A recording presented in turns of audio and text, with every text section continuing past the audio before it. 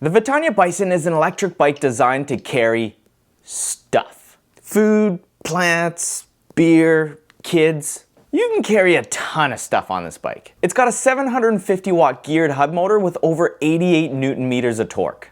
This will help you carry up to the rated 450 pounds. The bike's available in 2 different colors, and you can pick it up right now on sale using the first link in the description. Vetanya says here that you can get this Cargo E-bike up to 28 miles an hour and get up to 70 miles per charge. We'll see about that when we take it outside for a spin and test out all of these. While I top up this massive Samsung battery with a supplied 3 amp charger, let's take a closer look at exactly what the Vetanya Bison comes kitted out with. Starting on back, the Bison rolls on a set of 20 by 4 inch wide Chaoyang tires. With a pretty aggressive off-road tread, you can take this thing anywhere. Included fenders front and back, plastic. And out of the box, this rear rack comes already installed on the bike. The cargo basket here is optional, and you can choose that when you spec out your bike. For the drivetrain, you get a Shimano tourney derailleur, a 7-speed Shimano cassette, a 7-speed Shimano shifter, a big chainring, and a set of generic cranks and pedals. To maximize the cargo capacity, this is a hardtail. No rear suspension here. You do, however, get a suspension seat post for your comfort. The seat looks nice, wide, and pretty cushy. This is the max height. And here's the lowest. Here's what a 5'9" dude looks like sitting on it. Step through design, nice and easy. And with the seat at its lowest spot, I can sit on it and both my feet are flat-footed on the ground. This is a little low to pedal all day, but if you're using the throttle, this is perfect. If I did want to pedal, I'd probably raise the seat about 5 inches.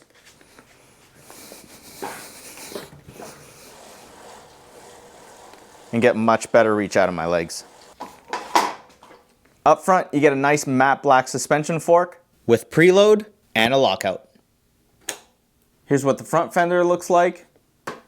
Also plastic. Check out these chopper style handlebars. These put your body in a super nice upright position. Really comfortable to cruise around on. For the cockpit up front on the right, you get a half twist throttle, a Shimano shifter, and hydraulic disc brakes.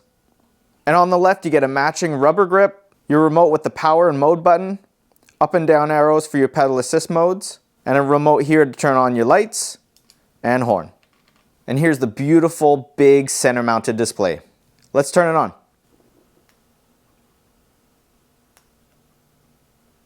So on the display here, we've got our speed at the top, the juice left in the battery.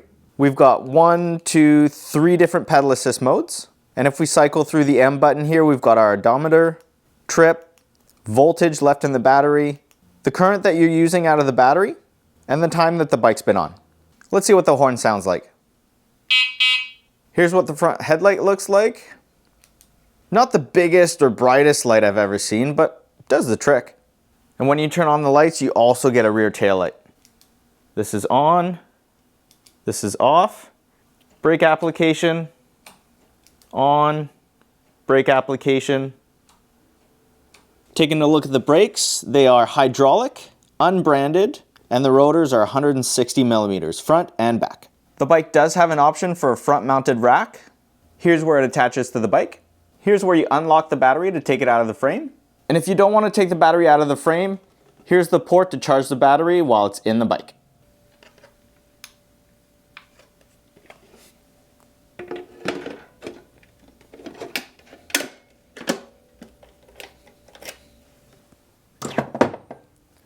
Okay, bike's ready to go. Let's take it outside for a test drive.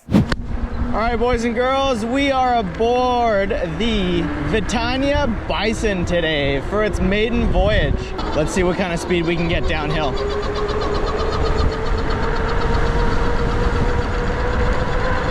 28, 29, 30, 32, 34, 35, 36.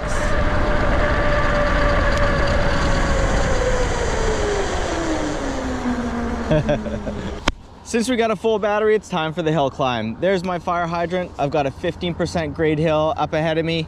I'm in pedal assist number 5. I hope you guys can see that. Let's go, throttle only. This bike's got a lot of get up and go right away. Let's see what kind of speed we can get up to before the hill starts. I've got 18 miles an hour here on the GPS. And since this is a cargo bike, it should have quite a bit of torque. And I don't know if you guys can see, but the bike's display is actually showing 12.5 right now and 14 on the GPS. So the bike's display is actually slower than our actual speed. All right, nice. So about 14 miles an hour up the hill. It's not the fastest bike I've ever been on as far as climbing, and it's not the slowest. So it's 48 volt system, 750 watt motor with a 20 amp hour Samsung battery. So really high quality electronics here. Let's go over to Test Drive Island and see if we can let the bike stretch its legs. Time for the acceleration test. I've got the bike set up in pedal assist number 5. I'm gonna go throttle only until we see 20 miles an hour on the GPS. Ready, set, go. Oh my God. This thing has a lot of get up and go. 15, 16, 18, 19, 20. Wow. If you guys like acceleration, this bike has it. But how fast is it gonna go? I don't know. You guys think we can hit 28 miles an hour on this? Let's go find out. Okay, we've made it on to Test Drive Island. Let's get this test done before this monsoon hits us. Okay, Vetanya Bison.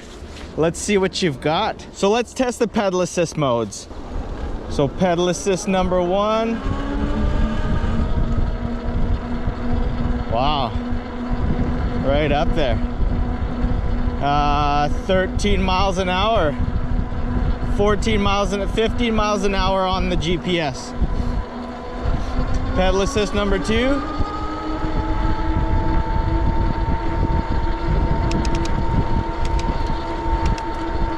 $20 miles an hour.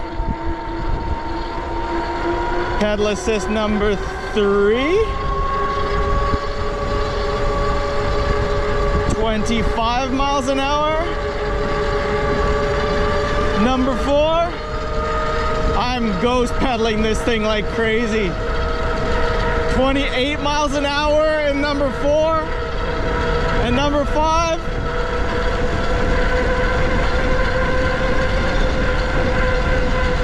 31 miles an hour. Woo! Holy, 31 miles an hour on a cargo bike. Come on. Okay, time for the throttle only test. Pedal assist number 1, throttle only. Let's go. So pedal assist number 1, looks like we're getting about 15 miles an hour. Number 2, 20 miles an hour. Number 3,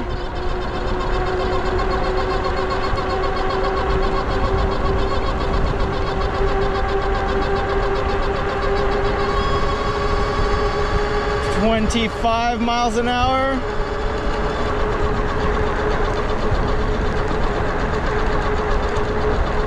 Number 4, 26 miles an hour. And number 5, yeah, that's it, throttle only. If you want to go faster than 25 miles an hour on this bike, you gotta pedal. And it goes. Look at this thing go. Wow!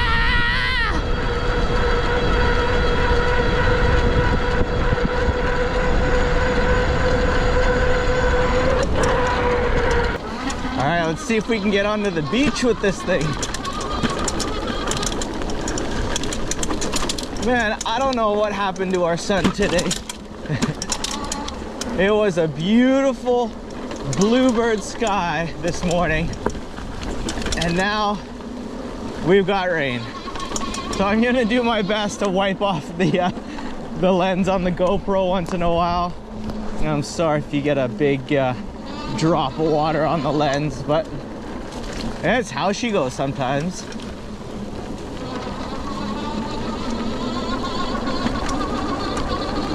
Whoa. Woo.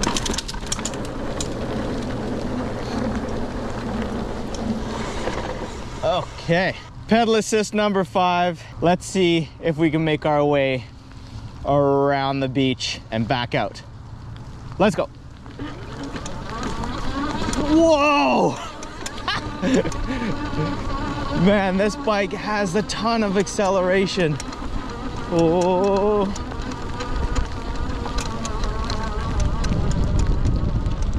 Keep going, little bike. Keep going. Yeah. Keep going. Nice.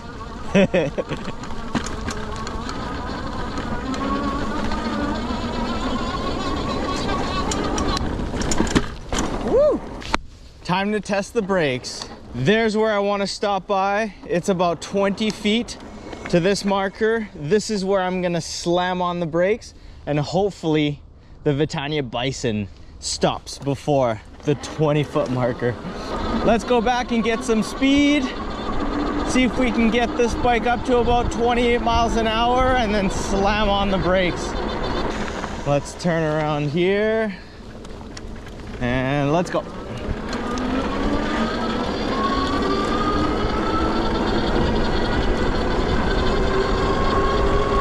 "21, 22, 23, 24, and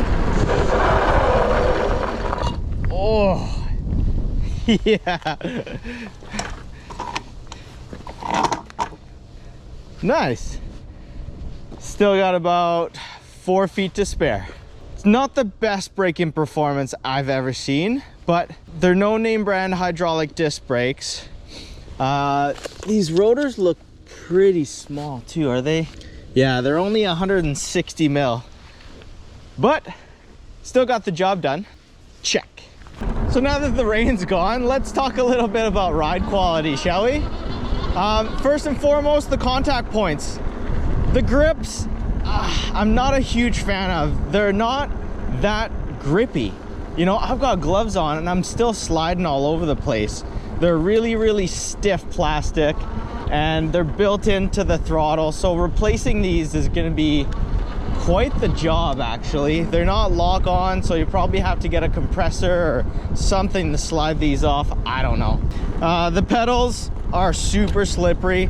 They're not grippy at all, right? They don't have big metal pins, but this is kind of a cruiser bike, right? So it's not a huge importance as far as grip. The seat is good though.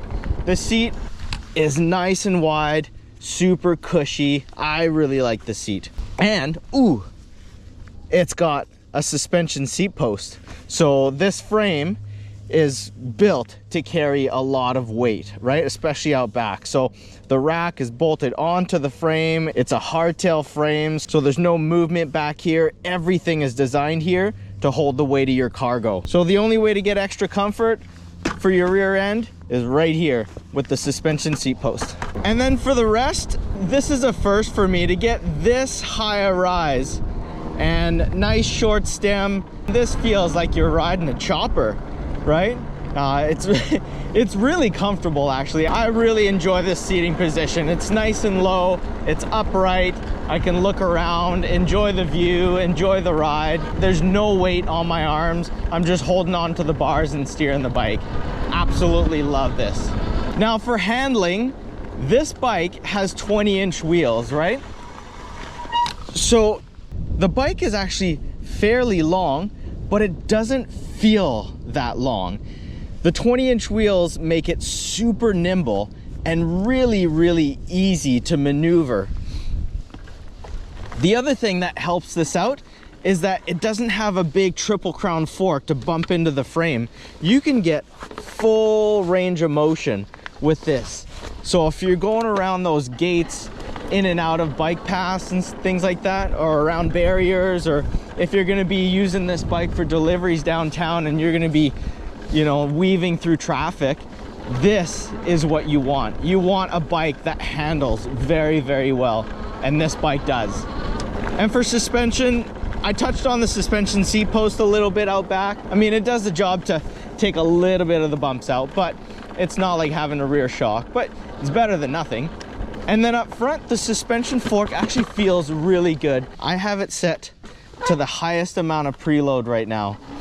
When I push on it, I can still bottom it out fairly easy, but this isn't meant to be an off-road bike, right? You're not gonna be going out and riding trails with this.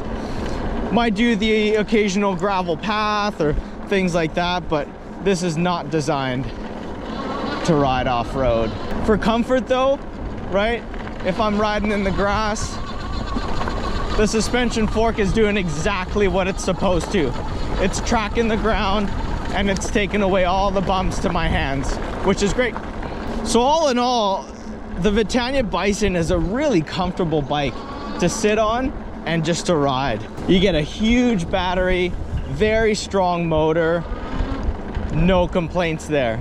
So all these performance tests and talking about ride quality with the Vetanya Bison is all well and good and all, but this is a cargo bike.